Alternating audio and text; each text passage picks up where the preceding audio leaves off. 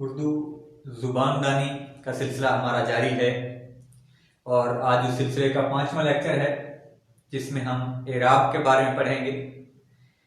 इससे पहले हम हरूफ तहजी, उसके मुख्तलिफ अक़साम और हरूफ की मुख्तलिफ आवाज़ें पढ़ चुके। अगर आपने वो वीडियोज़ नहीं देखी तो ज़रूर उन्हें देखें ताकि आपकी बुनियाद और ज़्यादा अच्छी हो और आप बेहतर तरीके से उर्दू को समझ सकें। तो एराब जो है वो बेसिकली वो अलामात होती हैं जो किसी जुबान के अल्फाज को समझने में मदद देती हैं, पढ़ने में मदद देती हैं। आपको एक लफ्ज़ लिखा हुआ है तो अगर आपको एराब अच्छे से मालूम होंगे तो आप उसका तलफ़्फ़ुज़ सही कर सकते हैं। जब तलफ़्फ़ुज़ सही करेंगे तो उसका मतलब भी सही होगा, वरना गलत भी हो सकता है। मसलन हमारे पास एक लफ्ज़ है आलिम और एक लफ्ज़ है आलम। अब देखिए ये दोनों देखने में एक जैसे हैं। हम आगे आते लेक्चर में देखेंगे मुतशाबिहात जो हैं कि ये बेसिकली देखने में दोनों एक जैसे हैं, सिर्फ एराब का फर्क है। और इस एराब के फर्क की वजह से ये आलिम पढ़ा लिखा शख्स, ये आलम दुनिया। अगर हम किसी जगह पर आलिम की जगह आलम पढ़ दें या आलम की जगह आलिम पढ़ दें तो सारा काम खराब हो जाएगा। तो हमें ध्यान रखना है एराब का। तो आज के लेक्चर में हम ये सारा कुछ बताने जा रहे हैं, ध्यान से आप सुनते जाएं। तो देखिए हमारे पास 3 तरह के हरूफ होते हैं उर्दू में। एक हरूफ साकिन होते हैं। साकिन वो हरूफ होते हैं जिनके ऊपर जज़्म की अलामत लगी होती है, उन्हें हम हरूफ साकिन कहते हैं, जिन जो मजीद आगे किसी के साथ नहीं मिल रहे होते। दूसरा मुतहर्रिक, वो हरूफ जिनके ऊपर कोई हरकत होती है, मसलन जबर हो, जेर हो या पेश हो, तो इनमें से अगर कोई अलामत लगी हो तो उन हरूफ को मुतहर्रिक कहा जाता है। तीसरे हमारे पास मौकूफ हैं। मौकूफ मतलब तर्क किए हुए। तो अगर कोई हर्फ जिससे पहले हर्फ साकिन आ जाए तो साकिन के बाद आने वाला जो हर्फ होता है वो मौकूफ होता है। साकिन के बाद आने वाला हर्फ मौकूफ होता है। उर्दू ज़बान में हर आखिरी हर्फ जो है वो साकिन होता है। ये बात याद रखनी है कि हर आखिरी हर्फ जो है वो साकिन होता है और हर पहला हर्फ जो है वो मुतहर्रिक होता है। उर्दू में कोई पहला हर्फ ऐसा नहीं हो सकता जो साकिन हो और कोई आखिरी हर्फ ऐसा नहीं हो सकता जो मुतहर्रिक हो। तो साकिन के बाद भी अगर कोई हर्फ हो तो उसे मौकूफ कहा जाता है, यानी बिल्कुल आखिरी हर्फ साकिन के बाद होता है जिस पर कोई अलामत नहीं होती। ठीक है, अब देखें हम एक एक करके अलामत को देखते हैं। तो सबसे पहले हमारे पास जबर, ये हर्फ के ऊपर आती है, मसलन अलम, तो ऐन के ऊपर है, ये हर्फ के ऊपर आती है, इसे फतह भी कहते हैं।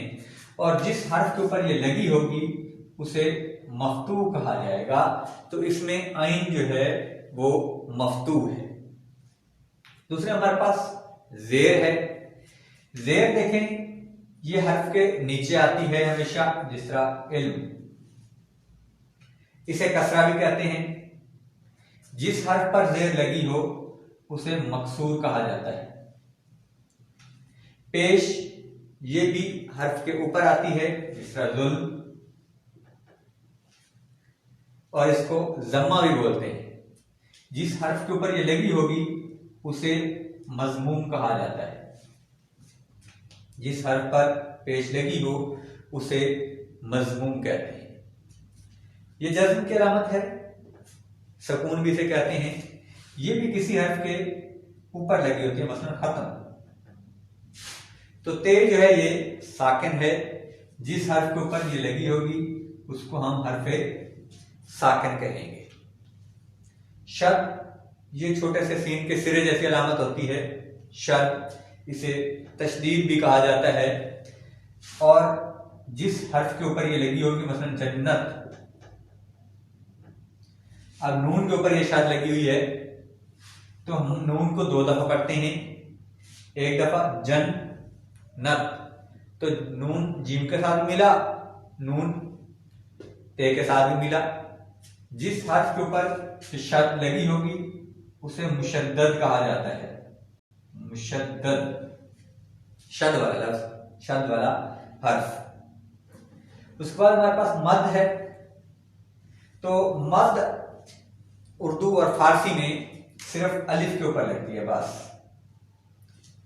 और इसे अलिफ ममदूदा कहा जाता है। अगर अलिफ पर ना लगी हो, पिछले लेक्चर में हम पढ़ चुके, तो उसे अलिफ मकसूरा कहते हैं। अगर अलिफ के ऊपर मद लग जाए तो इसको अलिफ ममदूदा कहते हैं। तो ये अलिफ ममदूदा हो जाता है, यानी जिस हर्फ के ऊपर मद आ जाएगी वो अलिफ होगा। अलिफ पर ही क्योंकि मद लिखी जाती है तो उसको हम अलिफ ममदूदा कहेंगे। उसके बाद एक हमारे पास तनवीन। तनवीन में क्या है, दो जबर, दो जेर, दो पेश, यानी अगर दो अलामतें इकट्ठी आ जाएं तो उन्हें हम तनवीन कहते हैं। तो उर्दू के अंदर तनवीन इस्तेमाल होती है, ज्यादा ये अरबी में इस्तेमाल होती है। तो जो अरबी के अल्फाज उर्दू में राइज हैं उनमें भी ये तनवीन होती है, मतलब निस्बतन, वाक़अतन, दफ़अतन। तो हम दो लिखते हैं आपके पास, मसलन के अंदर जो है दो जेर आ गए, दफ़अतन दो जबर आ गए। तो इस तरह से अगर दो इकट्ठे आ जाएं तो उन्हें हम कहते हैं तनवीन। तो ये वो अलामत हैं जो उर्दू में अक्सर इस्तेमाल होती हैं। इसके अलावा कम जो है हमारे पास खड़ी जबर इस्तेमाल होती है या उल्टा पेश इस्तेमाल होता है।